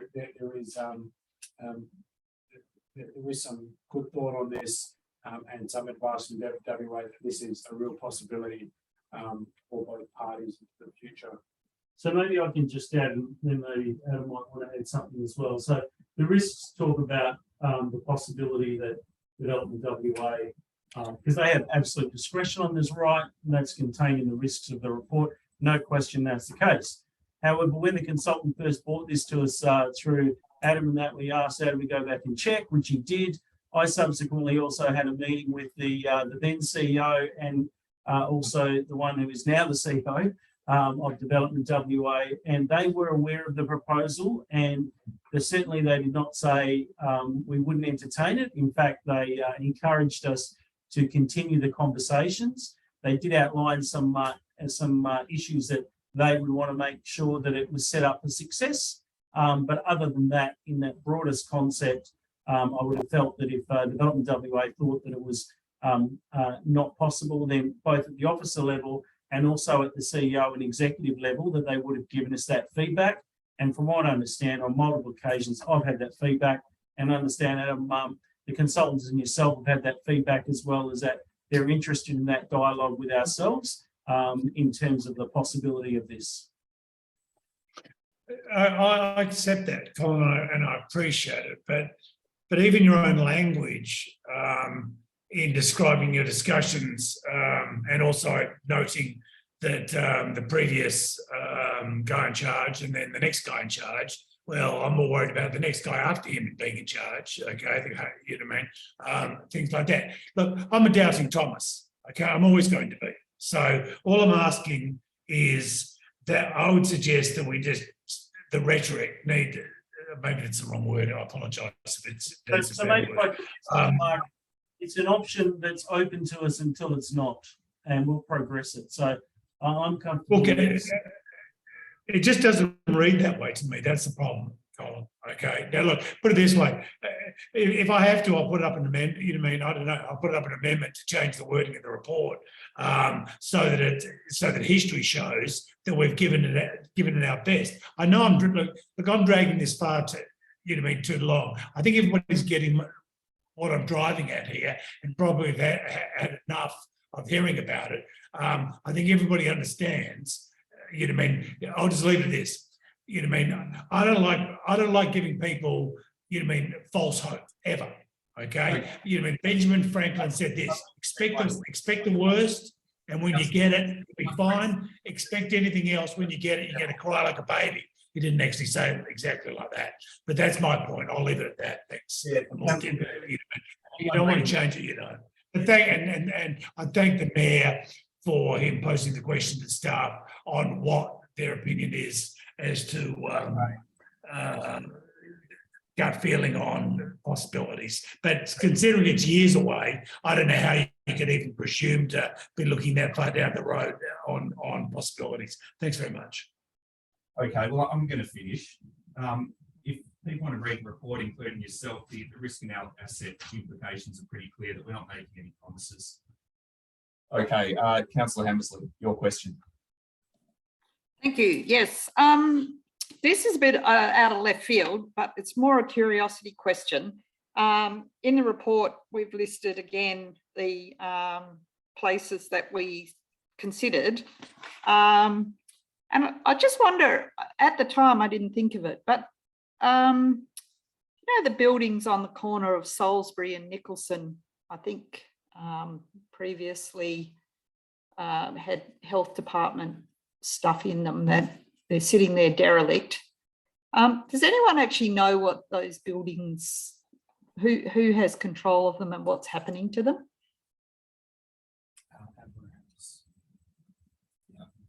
Mr. Petrosky's got an answer on the tip of his tongue, I think. I'm going to, from my understanding, and this is my memory jumping in, I thought they were potentially going to be sold on by the state government, because those facilities were moved onto Rockaby Road not too long ago. So that was the Avro House, I believe that you might be talking about, Councillor. I think that was something to do with mental health services from memory. The mental health unit has moved to Rockaby Road. Yeah, so that's yeah. And I believe those properties were for disposal by the state government. But I will finish on saying that I'll take that question on notice and get back to you. That'd be, yeah, it's just interesting because they're becoming a bit of an eyesore. And I just thought maybe they're another site, but anyway, we probably shouldn't go there. The other question I had, just arising out of what's been asked so far, is with organisations like the Men's Shed, am I right in understanding that that's an incorporated, that they are incorporated associations, a bit like sporting clubs? Yes, we are right, Councillor Hammersley. Good, yeah. So I think we're probably seeing a bit of a pattern as to why arts doesn't get any funding, because artists want to do art, perhaps not run associations. And given that I'm in a sporting association, I can understand why. But anyway, I think what I'm concerned about with this officer recommendation is it kind of leaves us hanging a little bit, because it doesn't say what's going to happen next. The chief executive is going to have discussions, and then, I mean, maybe I'm being a bit obtuse, but I assume that means that the next step is that those discussions will formulate more information, which will come back to us, and hopefully will give us some idea of what Development WA is prepared to do for the community, which might in turn inform us a bit more about what these artists are going to have to do if they want this sort of facility, because at the moment we're in a little bit in the dark about what we can offer. But do you think we'll be starting to move closer to a better understanding of what might be possible, so that we can start formulating? I mean, we don't want to talk them into giving us this thing and then have this facility on our hands running it when maybe that's not what we intended to do. So it is a bit chicken and the egg, and I think we're on the right track here, but I just want to hear where do we go to next after this? Yes, I'll probably jump in, and then Adam or Alex might jump in. And the point you make about the difference between sporting, I mean, generally they organise themselves well because they have access to sporting fields. So they need to organise themselves because the provision for sport is excessive. It's the Australian culture. So that's why I sort of said it's actually usually the venue that comes first, because the venue that comes first determines what opportunities lie within that and what funding streams lie within that as well. So as Adam said, and as you said, we'll need to have a good conversation with them to scope out what's possible, and then we bring that back to council to say, look, these are the sorts of things we're going to workshop and explore that, and then that would put us into the next stage of, as Adam's described, is that if we understand what those parameters are, then we were in a position, if council are comfortable with that, for us to then have a conversation with the group as to the best models to achieve that outcome. It's probably a reasonable summary. Adam, unless you've got anything else to add? Yes, the only thing that I would add to that's correct, is that Councillor Hammersley's question, and through the chair, that you are at this stage, we don't have more a quantum or more in terms of a timeline or a number or other facets to add to the resolution.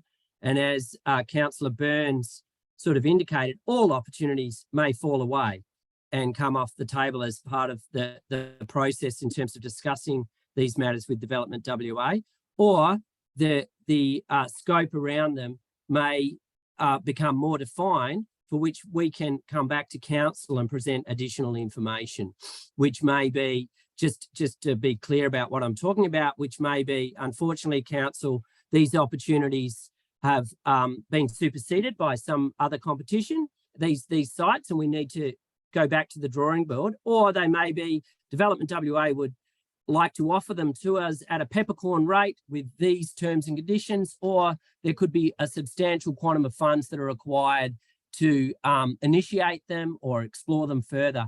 But we don't have that information at present. So the next logical step for us is to kind of formalise those discussions. But I don't think we're kind of aggressively negotiating to realise them. I think they're a partnership type of discussion around availability, the best outcome for the community within the bandwidth of both organisations. So in all instances, I would see us reporting back to council and certainly keeping the community informed. Councillor White. Yeah, thank you. I guess it's not in the recommendation, but it's been alluded to a number of times in this discussion already. The notion of establishing an incorporated association or a community organization of some kind to manage this facility and to receive money. And I have to say, I mean, I think that's pretty well recognized as bad practice in terms of how you create sustainable organizations, to create a new organization so that it can receive money to do this kind of work is to me questionable in terms of the justification for that. And I wonder whether any consideration's been given to that, given, or whether or not City has a history or experience of creating new incorporated associations that continue to this day and do well and flourish and are sustainable. I think there could be other models to consider, like a trust model, where something is run on behalf of artists or whatever it might be. But this notion of creating a new community organization to fit into a box that allows us to give it money or to do things is a concern to me. I wonder if there's any consideration of those issues. Thank you. So I'll probably just jump in there first. Is what I was referring to is that there's generally two types of approaches. And one is creation of a new entity, or the other model is the use of an existing entity. And the reason being is because generally, no matter where you try to operate from, you're required to have a range of insurances, you're required to have some sort of mechanism by which you operate through incorporation or other. So what we described earlier, Councillor White, is either local governments facilitate, and there's plenty of examples of this across Australia, where facilitated communities to come together, incorporate and organise themselves to manage whatever, including arts. And likewise, some people just don't want to do that, as has been described. And then there are existing organisations that are in this space that have done this on many occasions, and they're already incorporated. They already have funding sources, and then they're able to manage the programming and the management of the facility. But ultimately, as local government is complex, asset management, a whole range of other things that need to be done on a particular site, but there needs to be some legal entity to enable lease and other documentation to occur. So there is a requirement of some form to be able to be created. Yes, I understand. If I may, through you, presiding member, I guess the point is we're already now talking about potential for capacity building of this organization. And I know that's speculative at the moment and so on. But again, we're talking about potentially forming an organization that we might need to build the capacity of to do this work. And I'm just suggesting that that's a bit fraught. And I think there are different ways of doing it. And you've identified some of that. You've suggested there's one alternative. I think there might be a few. And I just think we should be cautious about creating new organizations that we have to build the capacity of in order to fulfill those kind of objectives. Thank you. Yeah, I agree with what you said, and it comes down to, do they wish to? Some don't even wish to. They just want to participate. So it's just the local government can assist if they wish to, but they may not wish to. And certainly that comes down to, like I said earlier, the actual location and the requirements of that location. So there might be specific requirements that Development WA have in relation to the capacity of the organisation that they're happy to lease a space to, whether at Peppercorn or otherwise. Okay, Councillor Powell.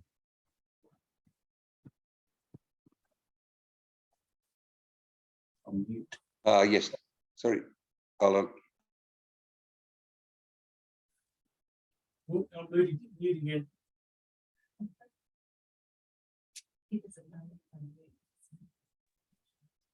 Can you hear me? Okay, good. This is probably a lateral question to what's just been discussed, but how do you create a harmonious process when you, as I think as the report points out, you've got quite divergent groups seeking quite different things, and in fact, in some places in competition. So how do you create a harmonious process?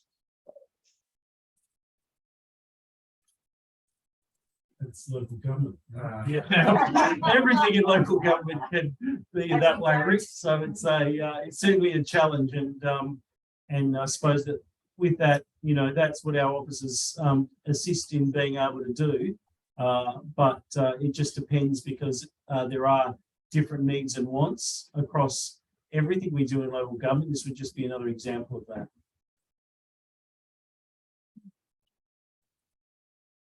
Okay, any more questions from yourself, Councillor Powell, or any other councillors? Councillor Stroud. Yes, thank you. Through you, presiding member. I read recently, like in the last week, that a big Bunnings DA is planned in West Perth, and apparently it's displacing a whole lot of artist group. And I just wondered whether staff were aware of it, and whether what they know about these artist group, and are they formed as a group? Could they be competition? Could they be approaching Development WA about these particular facilities and so on? Thank you. Mr. Petrovsky. Thank you, and through you, Mayor, I believe the group that you're talking about currently has premises in the Pickle District in West Perth, and I too read that report. Look, I understand that their intentions might be to remain in West Perth, but they would have to consider. We haven't had any discussions with them, but whether or not they are, you know, that they are people who are in our community as well, whether they'd be interested, they'd be a partner, they'd be competition. We haven't actually gone into that detail. I guess the purpose of the report is to formalise and have to go from the council that the CEO can undertake these discussions, and much of the information that we're seeking from us today would actually inform, you know, following, you know, whether we're going to be able to get tenure, what that looks like, and information. But yeah, we are aware of that group, and consider that. Okay, thank you. My next question is, we might be a little bit different from some of the examples that have been referred to tonight, where it's just council property dealing with their local groups, because here we have a state authority, Development WA, which may well, as has been hinted at, expect certain requirements in going forward, and that may in its turn get a lot more cooperation from them, maybe too in the fit out of the building. So I believe this is where we sort of perhaps differ from sporting groups and venue first, because yes, we're getting a building, but how it's fitted out, for example, Development WA might throw in a kiln. That has been suggested by one part of this group, but it may be of no interest to the whole part of the group. And to me, that's a little bit of a problem of, I know it goes back to this chicken and egg, but how are we going to negotiate those things with Development WA when we really don't have a terms of reference or a vision or a commonality in this group? So that's a question. Yeah, thank you. And through you, Matt, that is a difficult situation, but generally sometimes it's difficult when you start with a blank canvas. But with our discussions, we'll look to understand what some of the feedback we get through this process to understand what this building may look like and what the fit out might be. We are in a bit of a good situation where the demolition of PMH is nearly completed, and there would be a stage of a landscaping fit out. And to give you an example of recent success in negotiations with the WA around Subiaco Oval, we're able to talk with the WA about building the city a change room facility, and we work with the football clubs, you know, feel that it's suited their needs. So in commencing those negotiations, there are a range of factors we can take on board to make sure that we steer this in the right way. Development WA being their site would have some ideas on that too. And they would need to activate the site, and they wouldn't want to see another Yagan Square, for example. So we would be negotiating hard and making sure that they come to the party that this could be a successful site. So therefore, they would need confidence, not only in the council authority, being us, but also in the group, the artist group. Whether it's you know, a new artist group or other people who come on board in accordance with the vision that we set, then there could be a range of stakeholders involved in that. Not necessarily because we don't have a formal group at the moment, it might have. Yes, okay. And sorry if I've missed it in the report, but how big is this place? Like, I think I read there's so many rooms, but how many people could it house at any one time? Do you have any feeling for that? Yeah, sure. I'm happy to pick up that question, Councillor Stroud, and through the chair. And if I may, there's just a couple of items that may be useful that clarify and answer a few questions that have been asked that I think will be useful in relation to this report, that pick up on some of the themes. In relation to Councillor Powell's question around, you know, how do you navigate some sort of harmonious outcome, I would just comment that, you know, over many, many years working in the arts, that probably has never occurred. But that is actually that is the, you know, the strength of the diversity of that sector as well. So I think we pointed out some of the challenges in terms of organisational models and stuff, but it's actually, the report has really uncovered a groundswell of participation and creativity in our community. That's really important in of itself. That relates to Councillor Stroud's question of how do you meet those diverse needs through a single facility? And I think that's a process of compromise. But I would point to the feasibility study that really sort of did land on some areas of enhanced need, which were studio space and space to exhibit works and those sorts of things. So I think there is a bit of a starting point there. I would also just make reference to some of Councillor White's comments in regard to different models. And I actually think that that is wholly correct. And there probably are a few different models that can be looked at. And perhaps in this conversation, we had a bias towards talking about an incorporated association, but that doesn't have to be that way. I think there are a few things that need to be looked at, and perhaps and some of the themes around sustainability and what can really work needs to be considered there. And then that all circles back to the question around the size of the space that we're talking about at Development WA. And this links to some of Councillor Burns' comments as well. Just to be crystal clear, the feasibility report has recommended the former outpatients building as the preferred site for initial investigation. That is quite a small facility that could enable a number of studio spaces and a small exhibition space. And that would be really more considered a maker space for artists with some small exhibition capability. Post finalising the feasibility study, it became apparent that the boiler building, which is a much larger building at the Development WA site, may also be suitable for some arts practice and some arts activity that could include commercial space and exhibition space.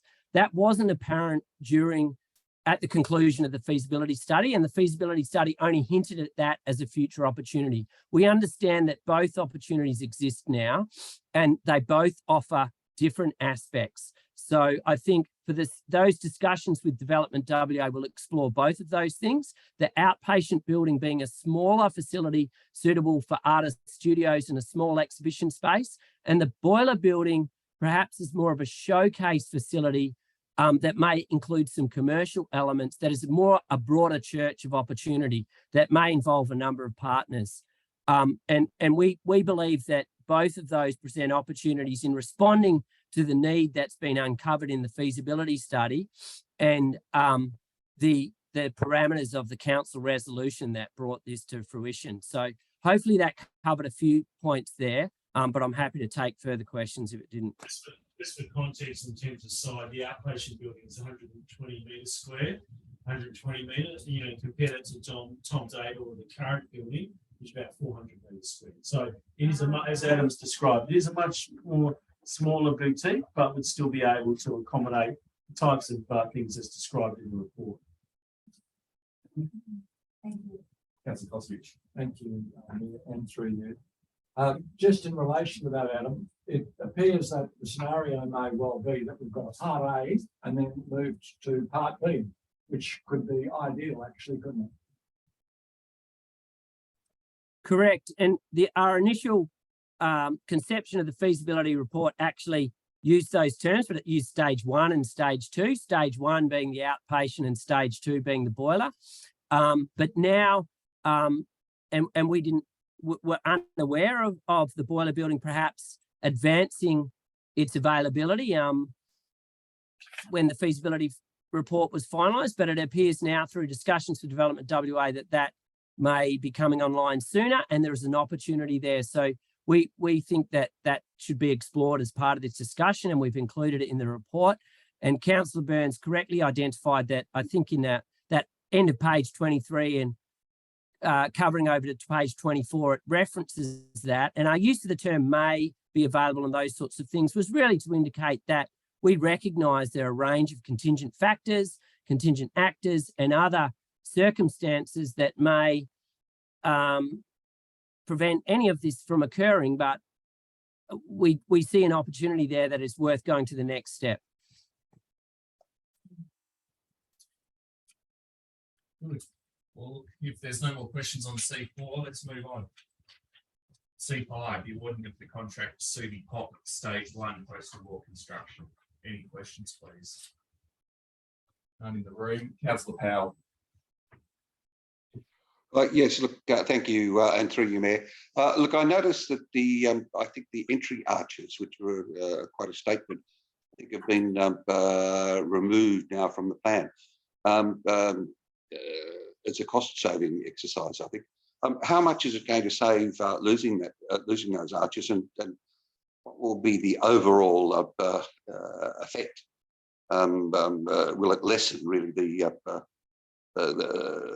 lessen the pop? Mr. Cousins. Yep. Thank you for the question, Councillor Powell, and through the chair, the Mayor. That's a good question. The reason that they were removed, well, there was a number of things that were changed. So the substructure of the decking around the tree was steel, and the arches that you're referring to were steel as well. Both of those prices came in at put us significantly over budget. So the substructure that we've changed was a timber substructure, and we removed the arches because we believe there's an alternative materiality that we can use, and we'd like to pursue that as a separate project and possibly integrate it with the public art on site with some lighting features. So we're looking at an aluminium finish that is perforated to create a filigree effect that we're still finalising.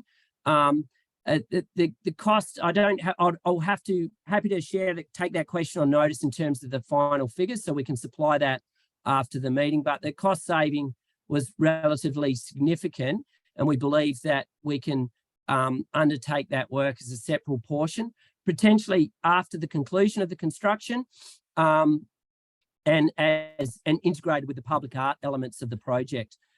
Those arches were probably the more contentious item in the project itself, but we do believe they're a feature, and we intend to install them, but we're looking at alternative materiality and how we can build that into the public art elements. Okay, so you'll follow up the answer to that and email it through in the course of the week. All right. Any other questions? Okay, that's a good sign. Right, C6, endorsements of the amended draft waste local law. Questions on C6, Councillor Breeze. Yeah, look, this is a concern I had when the draft waste law first came to our attention. Just in terms of the duties of an owner and occupier, Now, I'm aware that these are very reasonable duties, and I'm not suggesting that we don't have those duties of keeping our bins clean and, you know, essentially just doing what you should do normally. However, because there's now a fine associated with it, my concern was initially with and remains with more elderly people in the community for whom cleaning bins, or people living with disability who would find that difficult. Is there any way that the city can offer support, and separate to this waste law have, as we do, many support services for seniors in our community? Could we just add that to one of the support services that we offer? Because I think it would be fair and reasonable to expect that now that we have more waste bins than previously, and waste bins that are harder to clean, that we do get some support for people who definitely would find it difficult to get the broom in the bin and all the rest of it. So is that a reasonable request? So that's more in ways of to the CEO, I believe, through you, Mayor McMullen. Well, actually, it would be one for James Handley. Is he on this meeting? Yeah, I think, can I just, Yeah. if I could just maybe clarify, you're suggesting where people in need would be able to seek the city to clean their bin on their behalf as yeah. in a service? Only That's certain, your, yeah, only yeah, certain. yeah. So just in terms of the fine, obviously, Not finding. yeah, no, but you know, finding is last resort, and Yeah, it's after you're trying to educate, etc. We haven't modelled, as I understand, any particular service in that regard. But and obviously those things come at cost.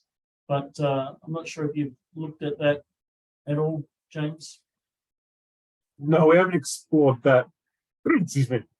We haven't explored that option, to be honest, as part of this local law. And I do recall that this was brought up when we first workshopped the idea of the waste local law. I might just get Rob, who's with us, the acting manager of operations environment, just to talk to those duties for owner occupy and just explain the situations where they'd be used. I guess probably allay concerns councils where that might be unduly or put some impost on residents or owners and occupiers in the city. So Rob, if you could maybe just speak to that a little bit. Thank you, and to you, Mayor McMullen. Yeah, as the CEO said, the fines would be used as a last resort. We'd use a consultative and an educational approach. We haven't modelled what it would cost to provide a cleaning service for bins. We do offer, and it's not widely advertised, but we do offer some assistance to elderly and farm and residents who have issues with bringing the bins in and out. We just need a medical certificate so that we can provide that service. But yeah, as far as the fines go, we're certainly going to use that as a last resort. We want to work consultatively and communicate with residents and try and educate them first and foremost in that space. No more questions from you, Council. Okay, there's no questions at home on this item. There's no more in the room. So let's move on to C7. The awarding of tender A7075 for the supply and installation of furniture at various parks. I know there's been questions by email that have been put and I think answered during the week, Councillor Stroud. So if there's any more to supplement those queries, let's take them now. And no hands going up at home. None in the room either. Great. Item C8, the provision of automatic toilet cleaning and maintenance.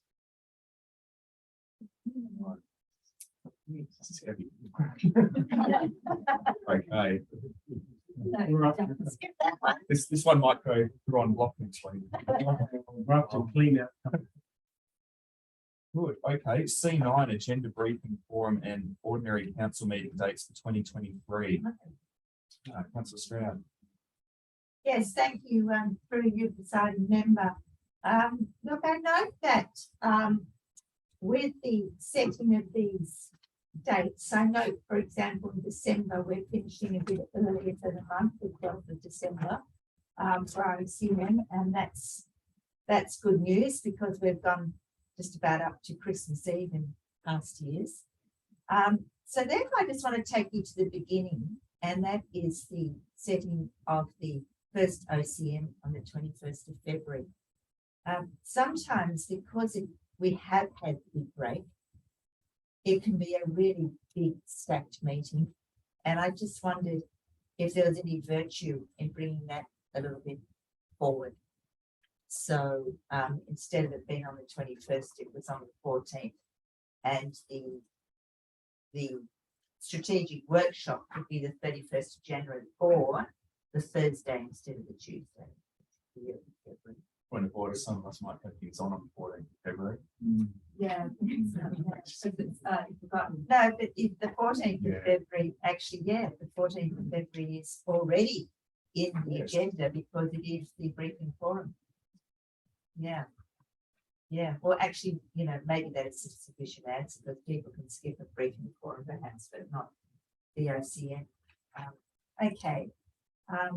The other point I just wanted to make about it was at the bottom of page 41, it says meetings will be held in the City of Subiaco Council chambers, and that this may not be a reality. So it's Well, we may name something, our council chambers at that point in well, time. that's true. It might have a new location be called the council chambers. Fair enough. Back of dimension. Yeah, that's right. True Yeah, enough. well, just I suppose the serious answer to that, we've had some discussion during the week, CEO, about advertising venues, and my understanding is that we advertise that meetings are going to happen in a certain venue, and if that needs to change, then we advertise the change. And I've got the annual electors meeting in mind as the particular example, and I'm sure the same holds true for our calendar of ordinary council meetings. Correct. Okay. So just perhaps if I can answer the first question about timing, you could change the meeting of February to be earlier. However, that impacts on like staff time as well in terms of when the reports are ready and how quickly they come back. But ultimately, the issue where it is, I suppose, more favourable if it is earlier, it may avoid a special council meeting for a planning matter if something comes up early, or it still may not. And yes, quite often that is a large agenda, but sometimes March and April are big agendas as well. So it's just up to the elected members to consider as well when a good timing is. But I suppose history showed that time seems to work okay when everyone coming back, having the time to prepare the reports and then workshop them. But it's up to the elected members. Obviously, because late January, there's always the Australia Day and those other type of things which impact on long weekends, etc. Fair enough. Thank you. Great. I think we're done with C9. Any questions on C10, financial statements and reports for the month ending 31 August 2022?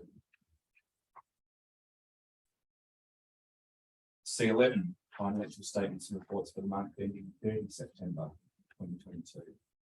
I suppose it would be remiss, Mr. Mayor, in terms of just identifying the emergency expenditure and the requirements under that, and just briefly talking to that in terms of it's a little bit peculiar between the requirements of those regulations in terms of incurring and bringing them to the next meeting and what's in the reports relating to payments of a particular month.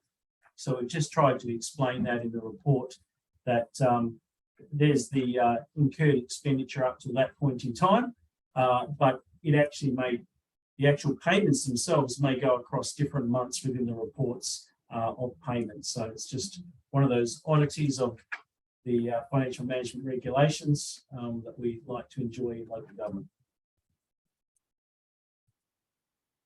Okay, well, that's the end of the items that we're able to discuss publicly this evening. So next week, we'll have a vote as to whether to go behind closed doors to consider the confidential business. But for tonight's purposes, we'll switch off the feed and have a confidential discussion about what I think will be item 7.1 next week.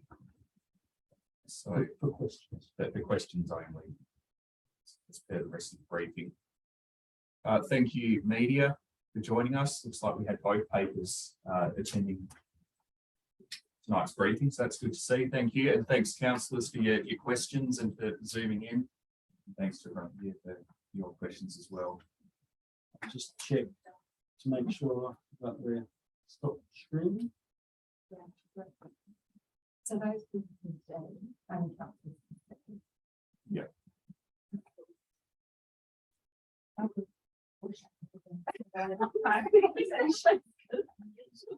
My mind is so tired. Just see if we can very annoy people up on the screen. Excuse me, Mayor, do we stop the recording now as well? Yes, please. Okay, if someone